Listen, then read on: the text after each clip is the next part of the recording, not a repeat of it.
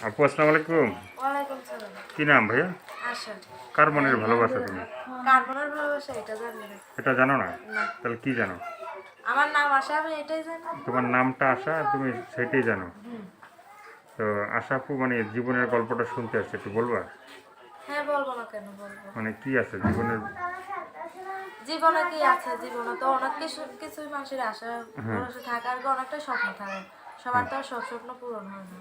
আমি এর আগেও প্রতিবেদন করছি, অনেক মানুষের কাছে সহযোগিতা পাইছি, আমার অনেক মানুষই সহযোগিতা করছে। হুম আর এর জন্য আমি এতদিন প্রতিবেদনের সামনে আসিনি। অনেক পরে 1 বছর আমি প্রতিবেদনের সামনে গুনে মনে করেন, প্রতিবেদনের সামনে আমি পুরো 1 বছর আসিনি। হুম এরপর আবার প্রতিবেদনের সামনে এলাম, কিছু মানুষ আমার সহযোগিতা করতো, এবং সেই মানুষগুলো মনে করো আমার সিমটা হারিয়ে যাওয়ার পরে আমার অনেকটাই ভুল বুঝছিল। ভুল বুঝার পরে সব মানুষই আবার আমার ভুল বুঝার পরে আমার কাছ থেকে চলে গেছিল। যাওয়ার পরে আমি অনেকবার বোঝানোর চেষ্টা করছিলাম যে আমার সিমটা হারিয়ে গেছে, আমার সিমটা চুরি করে নিয়ে গেছে। হুম তারপরে কেউ বিশ্বাস করে। তারপরে এই ইন্ডিয়া গুনে একটা লোক আমার হেল্প করতো, আর কি ইন্ডিয়া থাকতো, আর কি ইন্ডিয়া গুনে বিদেশে কাজ করতো, আর কি বিদেশে থাকতো। আমার একটা লোক অনেকই হেল্প করতে, সহযোগিতা করতে। এখন সেই লোকটা আমাকে মনে করো ভারতে ডাকতেছে, আমাকে আবার বাংলাদেশে জায়গা জমি আছে। আমার আব্বু যে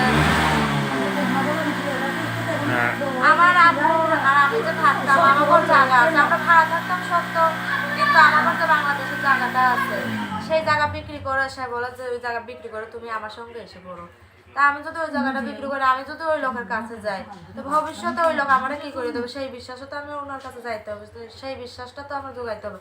ও যদি আমার এতই ভালোবাসতো কিংবা এতই ভালোবাসতো আমার, তাহলে কিন্তু আমার জায়গায় ঘর তুলে কিংবা আমার সঙ্গে থাকতে পারতো। এখন ইন্ডিয়ান লোক যদি তোমার হ্যাঁ, দেশে আসে, হ্যাঁ, সে তো একটু ভয়ও পাইতে পারে যে এখানে আসবো। এটা ভুল।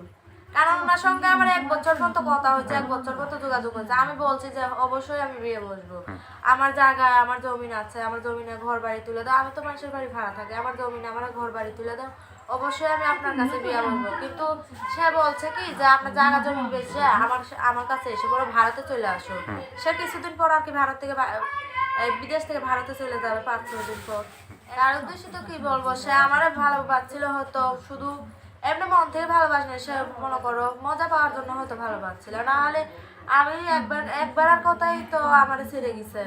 আমি যে বলছিলাম যে আমি ভারতে যাইতে পারবো না, ও যদি আমার ভালোবাসো তাহলে অবশ্যই বলতো যে আমি বাংলাদেশে এসে আমি আপনার জায়গায় ঘর বাড়ি তুলে দিয়ে আমরা দুইজন ওইখানে থাকবো।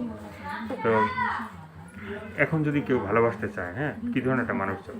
আমি কি ধরনের মানুষ চাই? আমি চাই একটা সুন্দর মনের মানুষ, যে আমারে আর আমার অসুস্থ আম্মুরে নিয়ে মনে করো যে কোনো জায়গায় আমার জায়গা জমিন আছে, আমার যদি ছোট্ট একটা ঘর তুলে দেয়, ও ঘরের ভিতরে আমি আর আমার আম্মু থাকতে পারবো, কিংবা সেও যদি আসতে চায় আমি তারাও আসতে বলবো। আমি এরকম একটা মনের মানুষ চাই যে আমার আর আমার আম্মুরে সবসময় ভালোবাসতে পারবে, ভালোবাসতে পারবে। আমার আম্মুরে নিজের আম্মুর মতো দেখবে। আচ্ছা, দর্শক এই আপুর কথাগুলো শুনলেন, ভালো লাগলে অবশ্যই তার পাশে থাকবেন। সাহায্য সহিত প্রেম ভালোবাসা বিয়ে শাদী যে যেটা করবে সেটা আপনাদের একান্তই ব্যক্তিগত ব্যাপার। ভালো থাকেন, সুস্থ থাকেন, 5 ওয়াক্ত নামাজ পড়েন, দেশটাকে বেশি বেশি করে ভালোবাসেন। সবাইকে আল্লাহ হাফেজ, সবাই ভীষণ ভালো থাকবেন।